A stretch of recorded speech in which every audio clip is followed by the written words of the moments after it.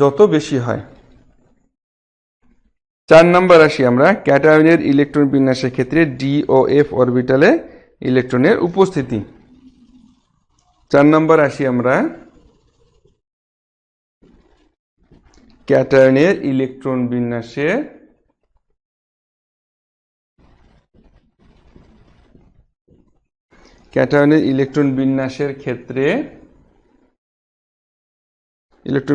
ক্ষেত্রে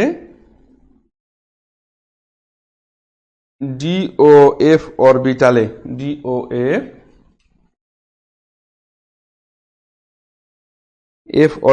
ইলেকট্রনের উপস্থিতি।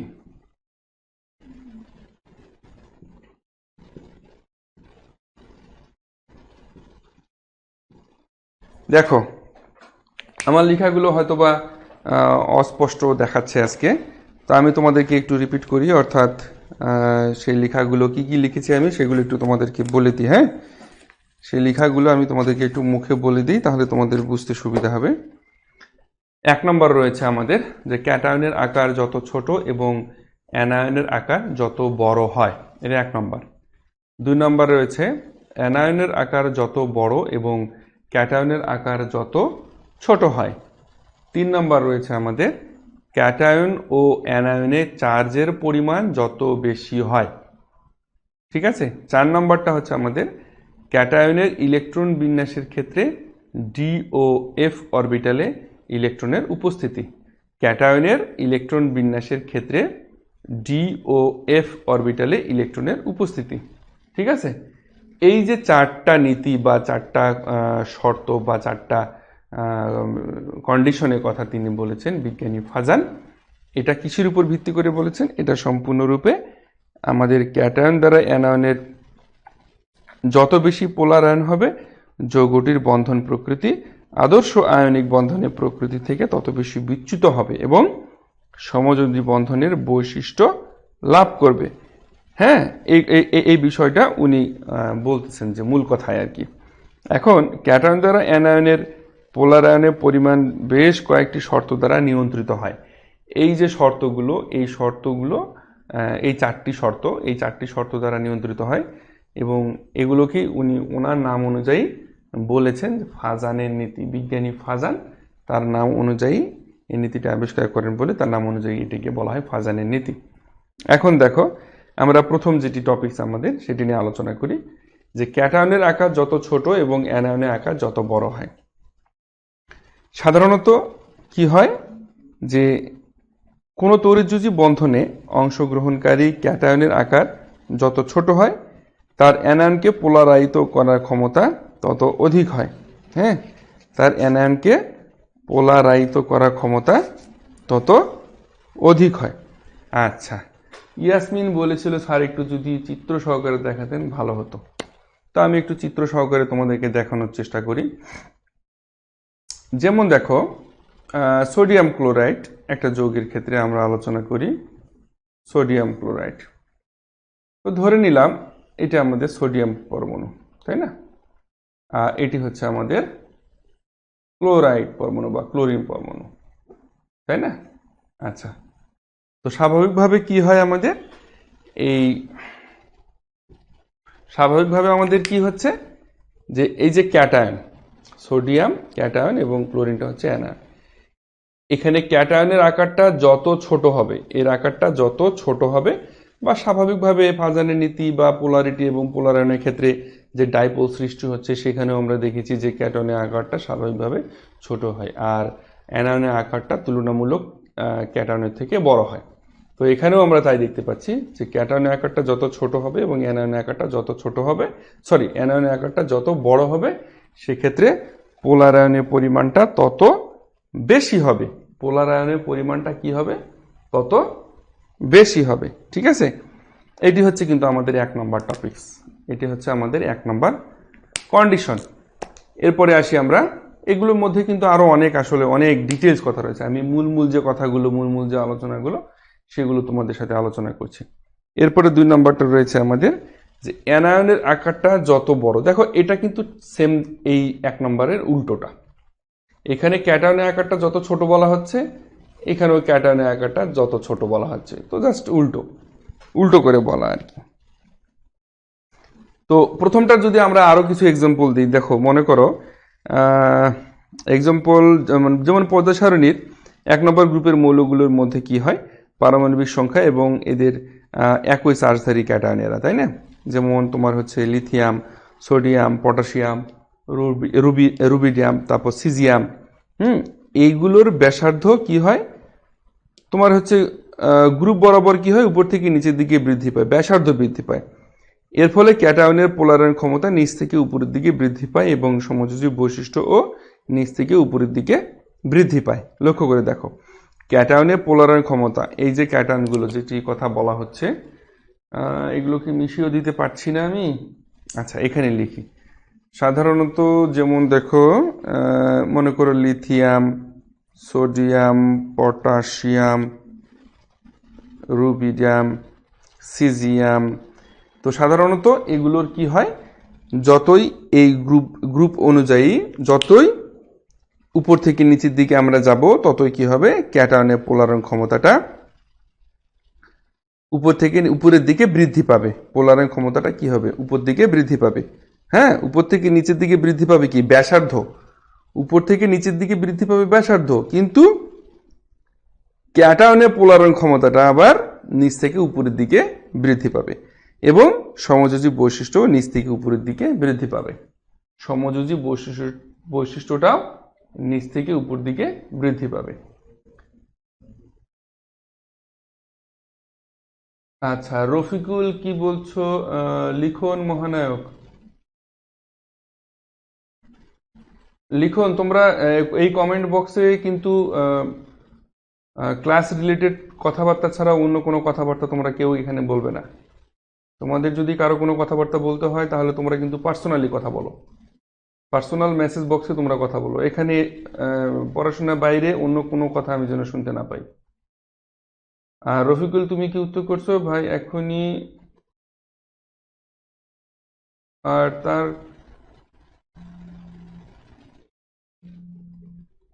একটা গ্রুপ আর একটা ক্লাস আছে আর স্যারও আছে, অন্য কোনো বিষয় না বলাই শ্রেয়। হ্যাঁ রফিকুল তুমি একদম সঠিক বলছো। লিখন নেক্সট টাইম তুমি এই কাজগুলো করবে না আর। শুধু লিখন না, আমি সবাইকে বলছি এবং আমি সবাইকেও প্রথম থেকে এই বিষয়গুলো সাবধান করে দিচ্ছি যে পড়াশোনার বিষয় ছাড়া অন্য কোনো বিষয় তোমরা এখানে কমেন্ট করবে না। তোমাদের যদি পার্সোনালি কোনো কথা থাকে, পার্সোনাল কথাগুলো তোমরা পার্সোনালি মেসেজে ছাড়বা। এখানে কমেন্টে, লাইভের নিচে কমেন্টে কেউ কমেন্ট বক্স অন্য অপ্রাসঙ্গিক বিষয় নিয়ে কথা ভরবে না। আমি এটা তোমাদেরকে আবারও সাবধান করে দিচ্ছি। তোমরা এখানে ক্লাস রিলেটেড কথা বলো, ক্লাস রিলেটেড প্রশ্ন করো, ক্লাস রিলেটেড কোনো সমস্যা আছে কিনা সেগুলো বিষয় নিয়ে কথা বলো, ঠিক আছে? তো বিষয়গুলো তোমাদেরকে একটু নজরে দিতে হবে। আর আর তারপরে যদি খুব খুব খারাপ লাগে, ভালো না লাগে, তাহলে অসুবিধা নেই, তুমি রেস্টে যেতে পারো, সমস্যা নেই। হ্যাঁ আচ্ছা, তো এখন আমরা 2 নম্বর টপিকসে আসি, যেটি হচ্ছে আমাদের অ্যানায়নের আকার যত বড় হবে ক্যাটায়নের আকারটা যত ছোট হবে। অ্যানায়নের আকারটা অপেক্ষাকৃত বড় হলে কি হয়, ইলেকট্রন মেঘের প্রতি নিউক্লিয়াসের আকর্ষণটা কমে যায় এবং ফলে কি হয়, অ্যানায়নের পোলারায়িত হওয়ার প্রবণতাটা বৃদ্ধি পায়। এখানে আরেকটু আমি তোমাদের বলি, আমি তোমাদেরকে এখানে বলি, সেটা হচ্ছে যে আবার রিপিট করি, অ্যানায়নের আকার অপেক্ষাকৃত বড় হলে, দেখো এখানে 2 নম্বরে কিন্তু বলা হচ্ছে অ্যানায়নের আকার যত বড় এবং ক্যাটায়নের আকার যত ছোট হয়। অ্যানায়নের আকার অপেক্ষাকৃত বড় হলে ইলেকট্রন মেঘের প্রতি নিউক্লিয়াসের আকর্ষণটা কমে যায়, ফলে অ্যানায়নের পোলারায়িত হওয়ার প্রবণতা বৃদ্ধি পায়। ঠিক আছে, এটি মনে থাকবে। এইটুকু করেই তোমরা আপাতত মনে রাখো এবং এক্সাম্পলগুলো রয়েছে, এক্সাম্পলগুলো তোমরা একটু ডিটেলসে পড়ো, একটু ডিটেলসে এক্সাম্পলগুলো পড়ো, তাহলে দেখবা যে তোমাদের নিশ্চয়ই মনে থাকবে। আচ্ছা এরপরে আসি আমরা 3 নম্বর অপশনটা, ক্যাটায়ন এবং অ্যানায়নের চার্জের পরিমাণটা যত বেশি হয়। ক্যাটায়ন এবং অ্যানায়নের চার্জের পরিমাণটা যত বেশি হয়, দেখো সাধারণত যৌগের ক্যাটায়ন এবং অ্যানায়নের চার্জ বৃদ্ধির সাথে সাথে নিউক্লিয়াসকে আকর্ষণ এবং বিকর্ষণ করার ক্ষমতা বৃদ্ধি পায় বলে নিউক্লিয়াসের আকর্ষণ এবং বিকর্ষণ করার ক্ষমতাটা বৃদ্ধি পায় বলে কি হয়, এদের পোলার আয়নের ক্ষমতাও বেড়ে যায়। সাধারণত একটা যৌগের মধ্যে ক্যাটায়ন এবং অ্যানায়নের চার্জটা যত বৃদ্ধি পাবে, নিউক্লিয়াসকে আকর্ষণ এবং বিকর্ষণ করার ক্ষমতাটাও তত বৃদ্ধি পায়।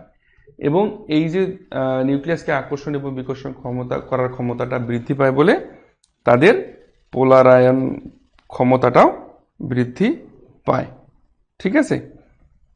আচ্ছা, আমরা যদি একটা এক্সাম্পলের কথা চিন্তা করি, যেমন sodium, magnesium, aluminium. Sodium, magnesium এবং অ্যালুমিনিয়াম।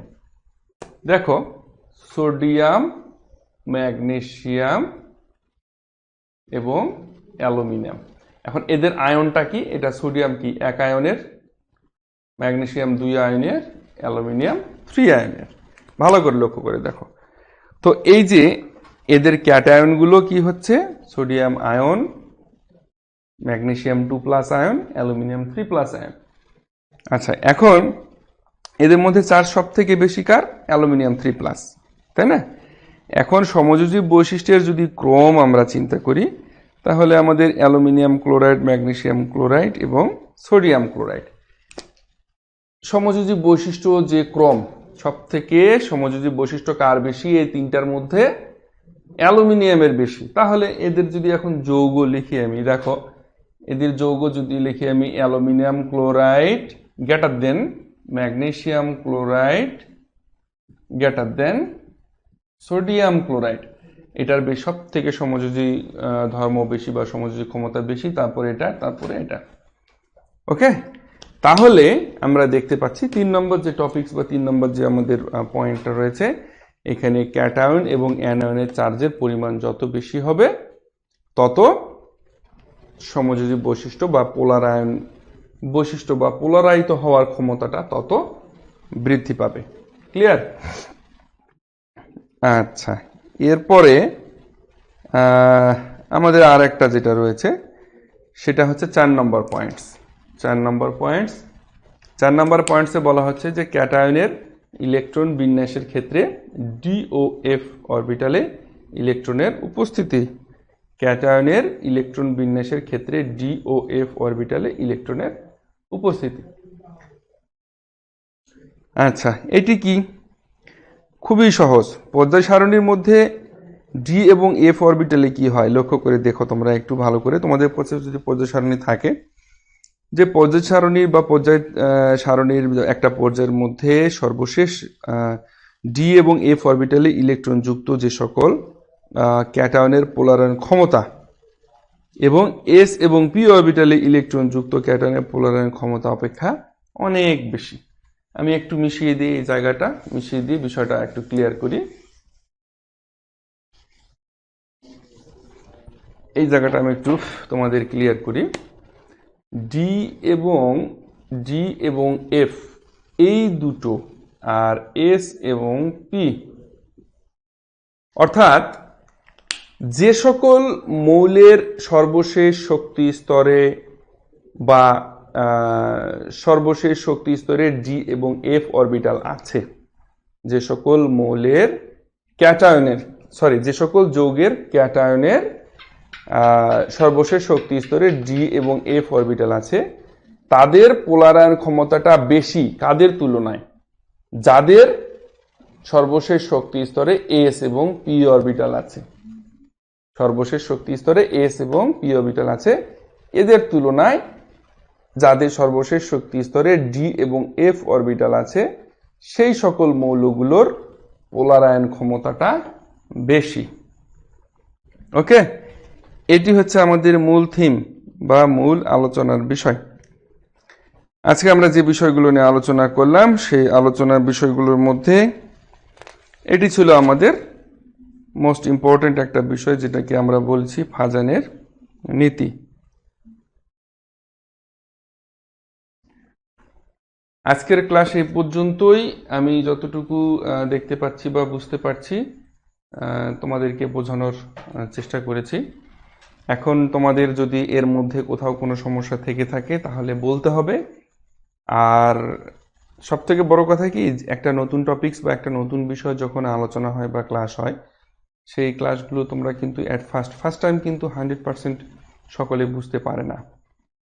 ফার্স্ট টাইম 100% সকলে বুঝতে পারে না। সেক্ষেত্রে কি করতে হয়, তোমরা এটাকে যতটুকু বুঝেছো বা যতটুকু মাথার মধ্যে এসেছে, এইটাকে তোমরা আবার বাসায় গিয়ে পড়াশোনা করতে হবে। ঠিক আছে, এটাকে বাসায় গিয়ে পড়াশোনা করতে হবে। বাসায় গিয়ে পড়াশোনা করে দেখবা যে তখন ধীরে ধীরে ধীরে ধীরে তোমার 100% ক্লিয়ার হয়ে যাচ্ছে।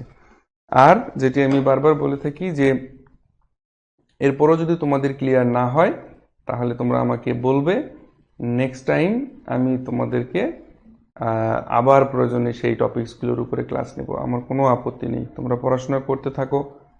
আচ্ছা, রফিকুল কি বলছো? স্যার ডিএফ আর এসপিটা আবার একটু রিপিট করেন। আচ্ছা ঠিক আছে।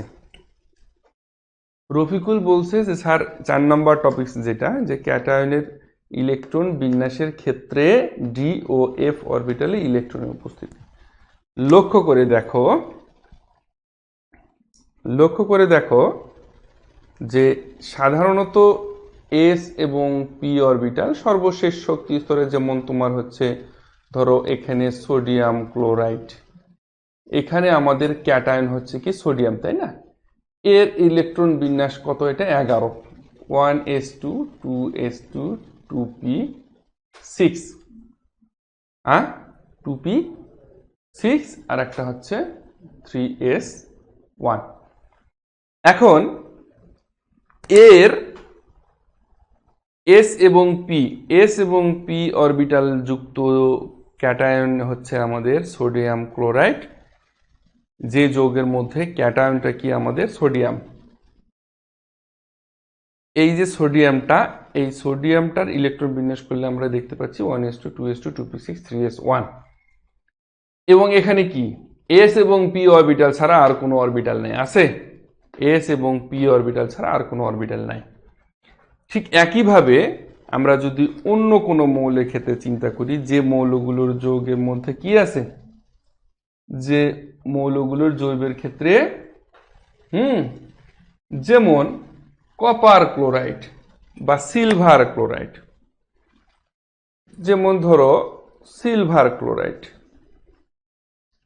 এই যে এই যৌগটার, এটা হচ্ছে সিলভার ক্লোরাইড। তোমাদের যদি দেখতে অসুবিধা হয় তাহলে আমি নিচে লিখে দিচ্ছি সিলভার ক্লোরাইড। এই যৌগটার ক্ষেত্রে লক্ষ্য করে দেখো, এই যৌগটার ক্ষেত্রে আমাদের ক্যাটায়ন হচ্ছে সিলভার। তাহলে সিলভারের ইলেকট্রন বিন্যাস করে দেখো, সিলভার হচ্ছে সম্ভবত 47। সিলভারের ইলেকট্রন বিন্যাস করে দেখো, এই সিলভারটা, সেখানে তুমি ডি অরবিটাল পাবে। হ্যাঁ, সেখানে তুমি কি পাবে? ডি অরবিটাল পাবে না? আচ্ছা, এখন যেটি বলা হচ্ছে বা যেটি আমরা বলতে চাই বা জানতে চাই বা শিখতে চাই, যে সাধারণত এই যে এস এবং পি অরবিটাল যুক্ত যে সকল ক্যাটায়ন রয়েছে, এই ক্যাটায়নগুলোর তুলনায় যে সকল ক্যাটায়নের অরবিটাল রয়েছে ডি এবং এফ, তাদের পোলারায়ন ক্ষমতাটা বেশি। এদের তুলনায় এদের পোলারায়ন ক্ষমতাটা বেশি। এটি হচ্ছে আমাদের মূল আলোচনার বিষয়। আর লিখন বলছো স্যার 2 নম্বরটা একটু রিপিট করেন। আচ্ছা, 2 নম্বরটা আবার 3 নম্বরটা। আচ্ছা, ইয়াসমিন বলছো স্যার দেখছি। আচ্ছা, দেখো আমি নিশ্চিত, আমি শিওর যে তোমরা একটু বাসায় প্র্যাকটিস করো, একটু দেখো, একটু পড়াশোনা করো। কালকে দরকার হলে কালকে প্রথম 5 মিনিট আমি তোমাদেরকে এটা আবার রিপিট করব। আগামীকালকের ক্লাস শুক্রবার, আগামীকালকেও আমি তোমাদের ক্লাস নেব, অসুবিধা নেই। আগামীকালকেও আমি তোমাদের ক্লাস নেব। আগামীকালকের ক্লাসে তোমরা প্রথম 5-7 মিনিট আমি তোমাদের আজকের যে বিষয়গুলো রয়েছে, তোমরা আজকে একটু পড়াশোনা করো, একটু সময় দিতে হবে, ঠিক আছে? অ্যাট ফার্স্ট সব কিছু বোঝা যায় না। আমার ক্লাসটা একটু রিপিট করে দেখো, কোথায় কি সমস্যা আছে। যখন 2 নম্বর টপিকসটা আমি তোমাদেরকে পড়িয়েছি, বুঝিয়েছি, সেই জায়গাটা একটু টেনে টেনে দেখো, ঠিক আছে? তারপরে যদি সমস্যা থাকে আমি আগামীকালকে তোমাদেরকে আবার বুঝিয়ে দেবো, ঠিক ক্লিয়ার? আচ্ছা, এখন আর ক্লাস টপিকস তো তোমাদের সলিউশন করে দিলাম। এছাড়া অন্য কোনো বিষয় বা অন্য কোনো টপিকসে যদি কারো কোনো কিছু বলার থাকে বা জিজ্ঞেস করার থাকে, আমাকে কোনো কিছু জিজ্ঞেস করতে পারো, অসুবিধা নেই। যারা নতুন আছো তাদেরকেও বলছি যে তোমাদের যদি আমাকে কোনো কিছু জিজ্ঞেস করার থাকে বা প্রশ্ন করার থাকে, করতে পারো।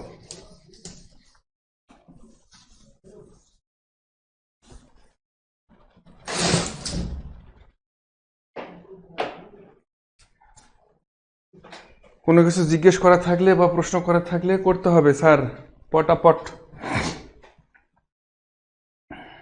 Kapil De, okay sir, I better understand. Likhan Mahanayak, thank you sir, thank you, thank you. Okay sir, Anamika Das, Likhan Mahanayak, good night sir. কারো কোনো কিছু সমস্যা নেই, কোনো কিছু বলার নেই না? আচ্ছা, তাহলে অনেক ধন্যবাদ। তোমাদের যদি কারো কোনো কিছু বলার না থাকে, তোমাদের সবাইকে ধন্যবাদ জানিয়ে আজকের ক্লাসটা তাহলে আমি এই পর্যন্ত এখানেই শেষ করে দিচ্ছি। আগামীকালকের ক্লাসে তোমাদের সবাইকে আমন্ত্রণ রইল। আগামীকালকেও আমরা ওমর ফারুক, এখানে কি প্রতিদিন 8:30টায় ক্লাস? আচ্ছা, ওমর ফারুক সহ সবার উদ্দেশ্যে বলছি যে আমি সাধারণত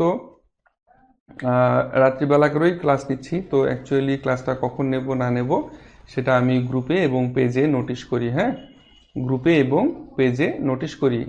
টাইমটা যে এটাই ফিক্সড 100% তাও কিন্তু না, কখনো কখনো টাইমটা কিন্তু পরিবর্তন হয়ে যায়। হ্যাঁ, এটা কিন্তু লক্ষ্য রাখতে হবে।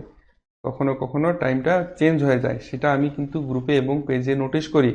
এখন তোমরা যদি বলো যে স্যার গ্রুপ এবং পেজের লিঙ্কটা কোথায় পাবো, আমি তোমাদেরকে কমেন্টে দিয়ে দিয়েছি, সেখানে পাবে, অথবা আবার দিয়ে দিলাম কমেন্টে। সবাই একটু লক্ষ্য করো, যাদের প্রয়োজন একটু লক্ষ্য করো। আবার কমেন্টে আমি দিয়ে দিলাম, এখানে গেলে পেজ, ফেসবুক পেজ এবং ফেসবুক গ্রুপের লিঙ্ক পাবা। এখানে তোমরা সকলে জয়েন্ট হও। আমি এখানে নোটিশ করি আগামীকালকে কখন ক্লাস নেব না নেব, এভরি ডিটেলস আমি এখানে নোটিশ করি। ঠিক আছে? তো থ্যাংক ইউ সবাইকে, অনেক অনেক ধন্যবাদ। ভালো থাকো তোমরা, আর একটু পড়াশোনা করো, তাহলে দেখবে তোমাদের কাছে ইজি হয়ে গেছে।